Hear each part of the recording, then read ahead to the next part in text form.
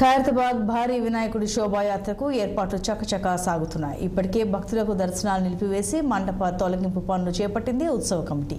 ఖైరతాబాద్ వినాయకుడి వద్ద నిమజ్జన ఏర్పాట్లను మంత్రి పొన్నం పరిశీలించారు. ఖైరతాబాద్ సప్తముఖ గణనాథుడు ఈ సాయంత్రం టస్కర్ మీద వెల్డింగ్ పనులు చేయనుండటంతో సమయానికి పూర్తి చేసేలా చూడాలని అధికారులకు పొన్నం ఆదేశాలు జారీ చేశారు.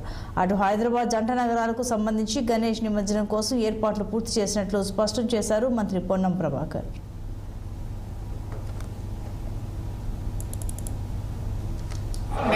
నిమజ్జనానికి సంబంధించి ఏర్పాట్లు జరుగుతూ ఉన్నాయి.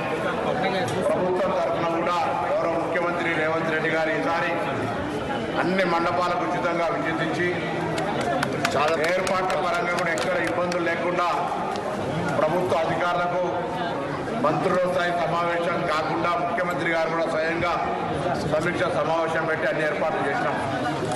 రేపటి నిమజ్జనానికి కూడా ఇప్పటికే 131 క్రేన్లను హుస్సేన్ సాగర్ చుట్టూ పెట్టడం కావచ్చు, మిగతా జిహెచ్ఎంసీ ప్రాంతంలో ఏర్పాటు చేయడంతో పాటుగా దాదాపు 491 క్రేన్లు మొత్తంగా అంటే 360 క్రేన్లు వివిధ జాగాల్లో విగ్రహాలను బండ్ల మీద పెట్టడానికి కానీ మూమెంట్ రోమింగ్ క్రేన్స్ లాగా అన్ని రకాల ఏర్పాట్లు చేసినాం.